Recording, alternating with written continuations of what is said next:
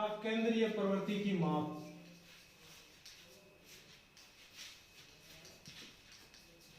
अगर आपने इस चैप्टर का पहला पार्ट यानी वीडियो जो पहला इससे पहले अपलोड किया गया था वो नहीं देखा है, जिसके आगे लगा है हैज वन यानी पहला पार्ट, वो नहीं देखा है तो वो देखें पहले, और इसके बाद में दूसरा पार्ट देखें, यानी ये होगा दूसरा भाग इसी चैप्टर का। तो इससे पहले वाले में हम जो पढ़ चुके हैं वो याद करते हैं जल्दी जल्दी। समांतर माध्य, सबसे पहली माप है समांतर माध्य। तो हमने समांतर माध्य के बारे में पढ़ लिया कि समांतर माध्य एक प्रकार का औसत है जिसे x बार से व्यक्त करते हैं, x बार से। और हमने इसके दो तीन सूत्र भी पढ़े थे, जैसे व्यक्तिगत श्रेणी में यानी साधारण आंकड़ों का माध्य निकालते वक्त हमें करना होता है सिग्मा x बटे n या फिर सिग्मा f, यानी यहां पर इस सूत्र में सिग्मा x होगा आंकड़ों का योग, आंकड़ों का योग। पहले हमें उन आंकड़ों को जोड़ना है, फिर उन आंकड़ों की संख्या का भाग देना है, आंकड़ों की संख्या। तो ये बहुत ही सिंपल सा एक सूत्र है जिससे हम समांतर माध्य याद कर सकते हैं साधारण आंकड़ों के, यानी जो आंकड़े व्यक्तिगत श्रेणी के हैं। इसके बाद में हमने एक और सूत्र पढ़ा सिग्मा fx बटे सिग्मा f या फिर से n। तो यहां पर भी है बारंबारता और आंकड़ों का गुणा, और इसके बाद में सिग्मा अब वही आंकड़ों का योग, यानी इस बार हम बारंबारता का योग करेंगे, और ये व्यक्तिगत श्रेणी के लिए। इसके बाद में व्यक्तिगत श्रेणी के बाद में हमने अवर्गीकृत आंकड़ों के लिए ये सूत्र लगाया, और अब हम वर्गीकृत आंकड़ों के बारे में भी हमने उस पार्ट में पढ़ा, और आज हम इसमें कल्पित माध्य के बारे में भी पढ़ेंगे, यानी कल्पित माध्य मानकर माध्य याद करना। तो यही सूत्र काम आता है वर्गीकृत आंकड़ों में, जिनमें वर्ग अंतराल दिए हुए होते हैं उनमें। पहले हम इन्हें फिक्स करने के लिए दिमाग में कि अच्छे से याद रह जाए, एक दो उदाहरण ले लेते हैं। यानी सबसे पहले हम 17.1 का कोई सवाल लेते हैं। तो 17.1 का पहला सवाल है, यदि एक कक्षा में गणित विषय में 10 छात्रों के प्राप्त अंक 52, 75, 40, 70, 43, 40, 65, 35, 48 हो और 52 हो तो समांतर माध्य याद कीजिए। तो सबसे पहले हम इस सवाल को हल करने के लिए जैसे यही हल करते हैं नीचे, तो 17.1 का ये पहला सवाल है नंबर 1। तो हल करते वक्त हम सबसे पहले ही सूत्र लिख लेते हैं माध्य बराबर, क्योंकि सवाल हमारे पास है और उसे देख भी सकते हैं। अगर आपके पास में किताब खुली नहीं है तो जरूर किताब को खुली रखें। माध्य x बार बराबर सिग्मा x बटे सिग्मा f या फिर n। तो यहां पर हम इसी के बराबर में हल कर लेते हैं, सभी आंकड़ों को जोड़ लेते हैं। जैसे आंकड़े दिए हुए हैं 52, 75, 40, तो हम यहां लिख लेते हैं 52, 75, 40 प्लस, यानी ऐड का निशान लगाते जाएंगे और ऐड करते जाएंगे। 70, 43, 40, तो 70, 43, 40। ये है व्यक्तिगत श्रेणी यानी सिंपल से आंकड़े। 65, 38, 48, 65, 38, 48। ये अपनी कॉपी में आप इसे आसानी से हल कर सकते हैं सवाल को नीचे लिखकर। तो यहां पर इन सबको लिखने के बाद में हमें अब गिनने हैं कि कितने आंकड़े हैं, यानी इन आंकड़ों की संख्या का भाग देना है। तो गिन लेते हैं आराम से, 1 2 3 4 5 6 7 8 9, यानी 9 टोटल आंकड़े हैं। ये हो सकता है 10 हो, दोबारा चेक कर लेते हैं। ये 10 है तो एक और रह गया, लास्ट में 52 और है तो वो 52 और ऐड कर लेते हैं, और यहाँ नीचे 10, टोटल 10 है। अब नई लाइन में फिर से समांतर माध्य बराबर होगा इनका योग। तो अच्छे से रफ कॉपी में जोड़ना आपको आता है, जैसे 10 तक पढ़ के आए तो हमने बार बार जोड़ किए हैं पिछले 10 सालों में, तो वही हमें यहाँ पे करना है। ऐड करते जाओ आपस में, रफ कॉपी में आराम से सबको जोड़ दो। तो इनका टोटल होता है 520। तो 520 योग करने के बाद में हमें 10 का भाग देना है। 10 का भाग दो रफ कॉपी में, जैसे 10 5 50 और 10 दूनी 20 यानी 52। या फिर हम साधारणतः जैसे पिछले साल से करते आ रहे हैं कि बिंदी से बिंदी काट लो और जो 52 बच जाएंगे वही 52। ये है समांतर माध्य। तो लास्ट में लिख देते हैं समांतर माध्य होगा 52।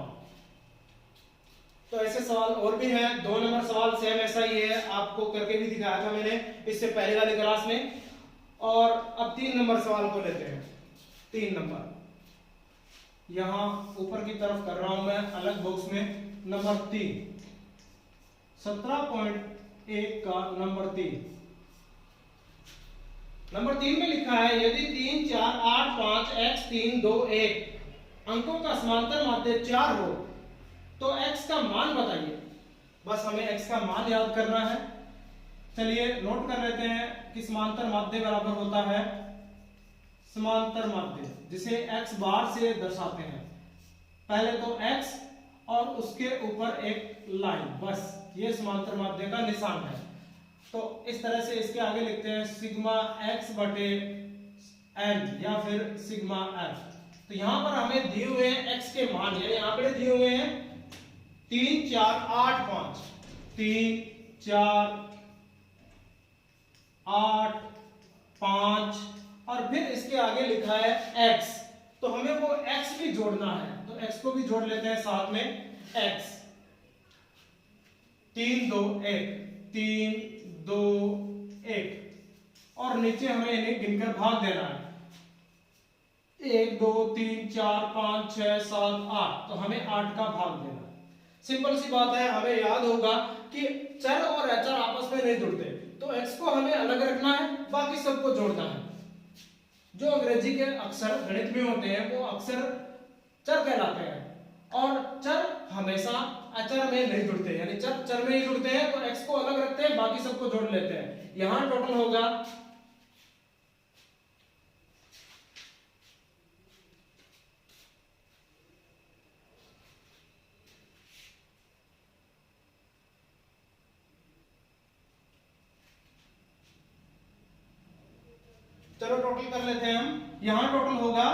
8 और 4 12, 12 और 3 15 और 5 20, 20 और 5 25 और 1 26, यानी 26 प्लस x। x को अलग रखो 26 और x और नीचे फिर 8 का भाग देना है। तो हमने ये भी देखे हुए हैं, ऐसे सवाल भी हमने छोटी क्लासों में यानी 8th में 7 में देखे हुए हैं कि इस तरह के भाग नहीं होते। ये है भिन्नों के सवाल, यानी भिन्नों की तरह हल करेंगे हम। 8 से 26 को ना तो काट सकते हैं ना ही हल कर सकते हैं, तो हमें इन्हें पक्षांतरण के माध्यम से हल करना है। जो 8 भाग में है वो सामने गुणा में, इस तरह से हमें इन्हें हल करना है। तो यहाँ पर हमारे पास समांतर माध्य पहले से दिया हुआ है सवाल में। चलो नोट करते हैं कि क्या दिया हुआ है। समांतर माध्य 4 हो, तो इन्होंने समांतर माध्य का मान पहले से दिया हुआ है। यहाँ x बार बराबर 26 प्लस x बटे 8। तो दोबारा इसे 4 में लेते हैं कि 4 बराबर 26 प्लस x बटे 8। 8 का पक्षांतरण करते हैं यानी दूसरी तरफ भेजते हैं, जो संख्या भाग में है वो जाएगी गुणा में। तो 8 चौके 32 बराबर 26 प्लस x। लास्ट का 26 का भी पक्षांतरण कर दो। 26 का पक्षांतरण करेंगे तो x बचेगा और x का मान होगा 32 माइनस 26। तो इस तरह से आप बड़ी आसानी से x का मान निकाल सकते हैं। 6 तो 32 में से 26 माइनस करते ही आपको आंसर मिल जाएगा x का। तो ये था 3 नंबर सवाल। अब आगे वाला सवाल देखते हैं क्या लिखा है। नंबर 4 में बिल्कुल सिंपल तरीके से आपको माध्य निकालना है, जैसे नंबर 1 में किया है वैसे ही। नंबर 5 में भी आपको बहुत ही आसान तरीके से यानी व्यक्तिगत श्रेणी का माध्य निकालना है। तो प्राप्त अंकों को जोड़ना है, 10 है 10 का भाग देना है। जो अनुक्रमांक दिए हुए हैं यहाँ पे 1 2 3 4 5, ये सिर्फ काउंटिंग है जिससे कि आपको गिनने नहीं पड़े। गिने हुए हैं बस 10। तो आपको सिंपल रूप से 5 नंबर भी हल करना है, 6 नंबर 6 में से 6 नंबर हल करना है। 7 नंबर सवाल को देखते हैं। चलो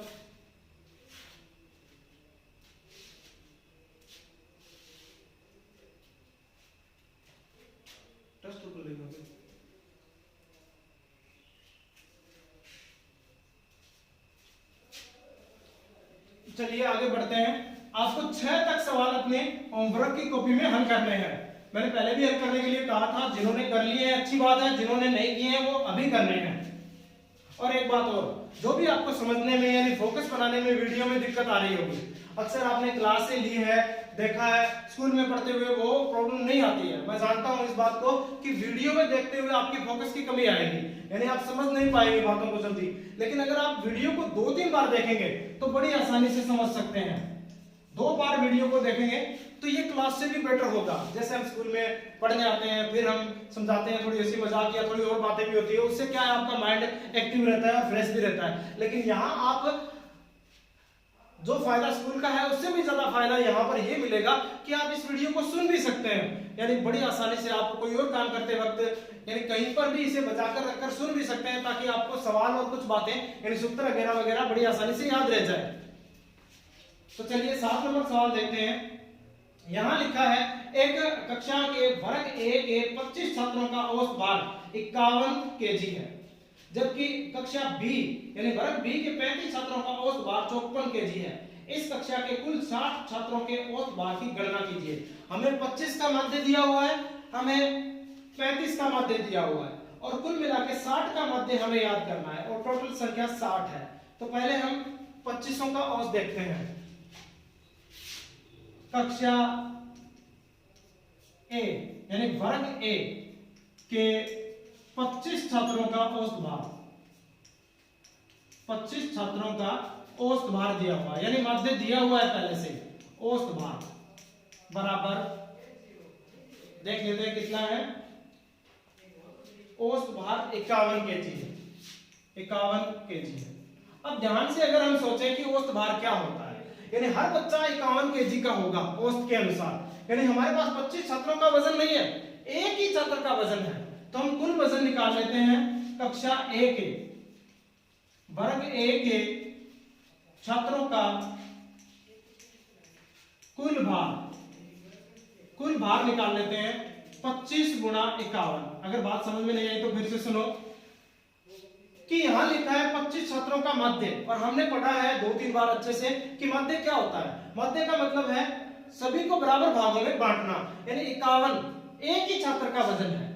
51 के सारे के सारे औसत निकालने के बाद में कोई हो सकता है 20 का होगा, कोई 60 का भी होगा, लेकिन सबका औसत निकालने के बाद में 51 के हैं। तो 25 को 51 बार गुणा करेंगे तो सभी छात्रों का टोटल वजन आ जाएगा। तो यहाँ पर 25 इंटू 51 यानी 1275 केजी, 1275 केजी वजन हो गया टोटल। अब वर्ग बी के छात्रों का वजन निकालते हैं। वर्ग बी के 35 छात्रों का औसत भार, यहां औसत भार दिया हुआ है 54, तो बिल्कुल ऊपर की तरह इसे 54 से मल्टीप्लाई करते हैं 54 केजी। तो यहां पर भी निकालते हैं बी के वर्ग बी के छात्रों का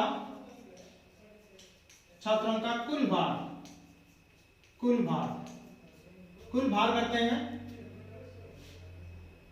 35 इंटू 54। तो देखते हैं कुल वजन कितना होता है बी का 1890 केजी, 1890 केजी वजन हो गया। अब हमें बोला है सवाल में कि पूरे ए और बी दोनों को मिलाकर यानी इस कक्षा के कुल छात्र जो 60 है का औसत भार क्या होगा। तो हमारे पास सभी छात्रों को जोड़ने का, सभी छात्रों का अलग अलग नहीं लेकिन सभी छात्र हम जोड़ सकते हैं। 2500 का वजन है हमारे पास 1275 और 3500 का वजन है हमारे पास 1890। अगर हम 1890 और 1275 को जोड़ दें तो हमारे पास पूरी क्लास का वजन आ जाएगा। जैसे हम बाकी सवालों में एक एक आंकड़े को जोड़ते हैं, हमें सिर्फ 2 ही जोड़ने हैं क्योंकि 25 हमें पहले ही जुड़ चुके हैं और 35 भी जुड़ चुके हैं। तो हम कक्षा का माध्य याद करते हैं। कक्षा का माध्य होगा यानी कक्षा के छात्रों का माध्य होगा सिग्मा x बटे n। यहां पर 60 कुल छात्र हैं तो 60 लेते हैं और ऊपर टोटल करते हैं 1275 प्लस 1890, दोनों का टोटल करते हैं।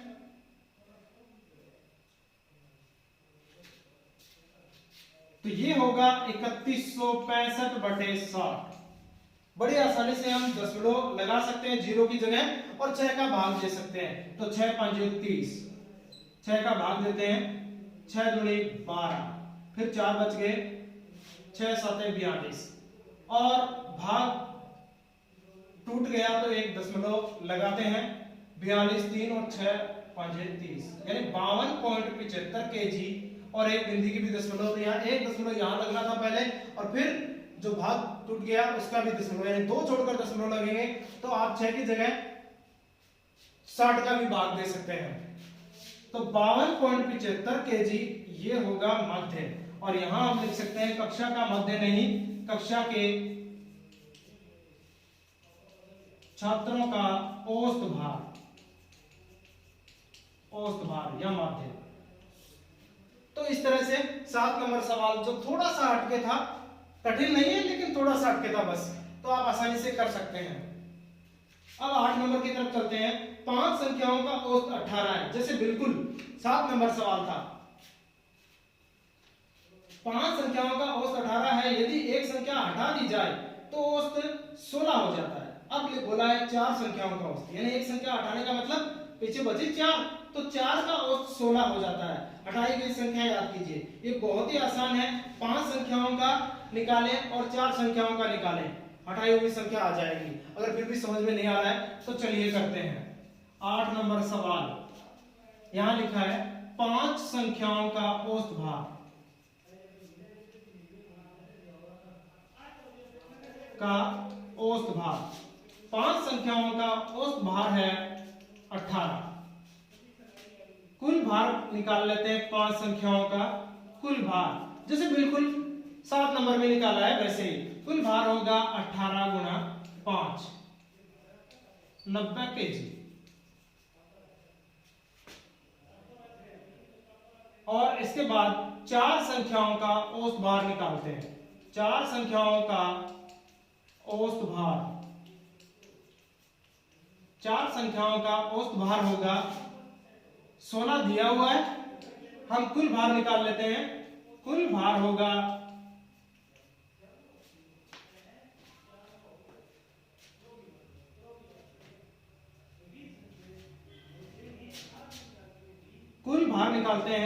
4 संख्याओं का कुल भार होगा 16 इंटू 4 यानी 64 kg।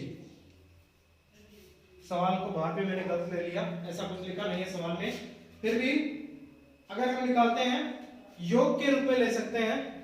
4 संख्याओं का औसत और कुल, बस 4 संख्याओं का औसत और कुल,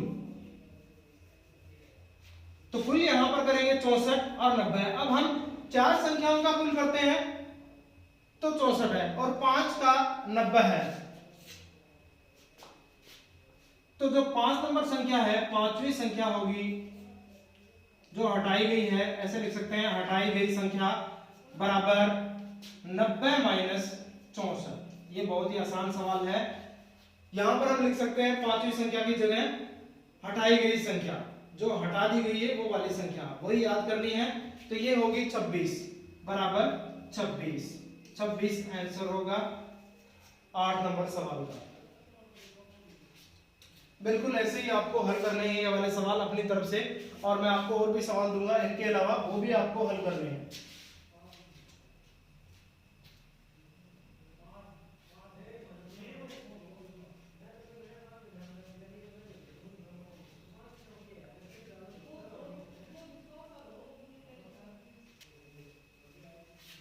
अब आगे बढ़ते हैं। बचे हुए सवाल कुछ मैं करके दिखा देता हूं, वैसे आप इसे कर सकते हैं, वही सूत्र काम आना है, वही तरीका काम में लेना है। तो आगे वाला सवाल है 9 नंबर। 13 संख्याओं का मध्य 24 है, यदि प्रत्येक संख्या में 3 जोड़ दिए जाएं तो नए मध्य में क्या परिवर्तन आ जाएगा। सिंपल सी बात है, नया मध्य में 3 जोड़ने पर जितना मध्य बढ़ेगा उतना ही, 3 का मध्य निकाल के हम बड़ी आसानी से इसे हल कर सकते हैं।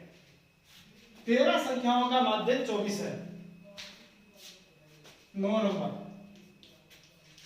13 संख्याओं का मध्य दिया हुआ है हमें 24 दिया हुआ है कि 13 संख्याओं का मध्य 24 है। अब 24 मध्य है और प्रत्येक संख्या में 3 जोड़ने पर, पहले हम इसे अपने दिमाग से सोचते हैं कि सिंपल सा सवाल अगर बिना मध्य भी सोचे या 1 नंबर का आ जाए तो कैसे हल करेंगे। प्रत्येक संख्या में 3 जोड़ने पर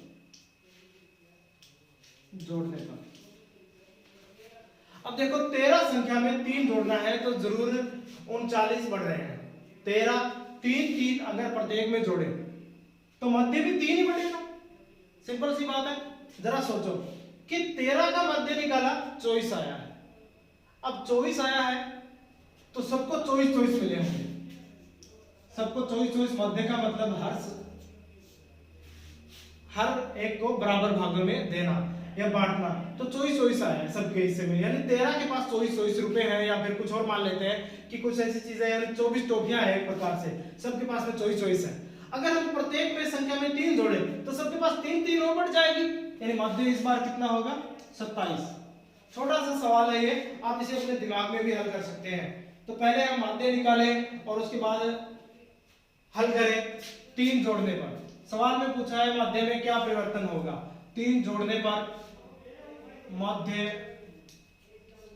होगा 24 प्लस 3 यानी 27। तो ऐसी सिंपल सी बात है ये, प्रत्येक संख्या में 3 जोड़ने पर मध्य 3 और बढ़ जाएगा, यानी 27 मध्य होगा। अगर हम इसे सूत्र के द्वारा हल करें तो ये इस तरह से होगा, मध्य बराबर सिग्मा x बटे n होता है। 13 n है दिया हुआ है, तो 13 को नीचे लेते हैं। ऊपर देखते हैं, ऊपर हमारे पास संख्याएं नहीं है, लिखा है 13 ही कुल संख्या है, संख्याएं नहीं है, तो हम इसे x के रूप में लिखते हैं। x1 पहला आंकड़ा होता है x1, इसमें 3 जोड़ते हैं, प्लस x2 में 3 जोड़ते हैं, प्लस x3 में 3 जोड़ते हैं, प्लस x4 में 3 जोड़ते हैं। सारे लिखने की जरूरत नहीं है, हम इन्हें आगे बढ़ा देते हैं डॉट डॉट डॉट से, और लास्ट में लिखते हैं x13 प्लस 3, यानी हम सब में जितने भी है सब में 3 जोड़ रहे हैं। अब एक बात सोच लेते हैं कि x1 और x2 इन सबको जोड़ने पे कितने आएंगे, जरा सोचो। पहले वाले सवाल हमने किए हैं, 13 संख्याओं का मध्य 24 है, चूंकि यहां लिखते हैं चूंकि 13 इंटू 24 यानी 13 संख्याओं का मध्य 24 है, तो 13 का योग होगा 13 चौके 52 का 2 और 13 दूनी 26 और 5 31 312, इनका योग होगा x13 तक, सबका योग होगा 312। तो मध्य बराबर फिर से लिखते हैं 312 प्लस, अब 3 को जोड़ते हैं कितनी बार, 13 बार, 39 बटे 13, टोटल करते हैं 312 प्लस 39, टोटल करते हैं 9 और 2 11, 1 3 और 1 4 और 1 5 और 3 351। अब 13 का भाग देते हैं, 13 दूनी 26, बच गए 9, 13 7 91 27, तो नया मध्य होगा 27। तो आप सवाल को इस तरह से हल कर सकते हैं और सवाल का उत्तर सीधा ही दे सकते हैं। अपने दिमाग में ज्यादा सोचे तो ये कोई ज्यादा बड़ी बात नहीं है। प्रत्येक को 3 और देना है, तो मतलब 3 इंक्राइज हो जाएगा मध्य। बस आप जैसे चाहे हल कर सकते हैं इसे कॉपी में। हमें बस एक छोटे से सवाल का आंसर देना था कि मध्य में क्या परिवर्तन आएगा, उत्तर होगा 3 बढ़ जाएगा। अगला सवाल है, एक विद्यालय के 5 कर्मचारियों का औसत मासिक वेतन 3000 है। एक कर्मचारी के सेवानिवृत्त होने पर शेष कर्मचारियों का औसत मासिक वेतन 3200 हो जाता है। सेवानिवृत्त कर्मचारी का सेवानिवृत्त के समय कितना वेतन था। मैं ये सवाल आपको बता सकता हूं कि कैसे करना है। ये सवाल हूबहू सवाल है 8 नंबर, 5 संख्याओं का औसत 18 है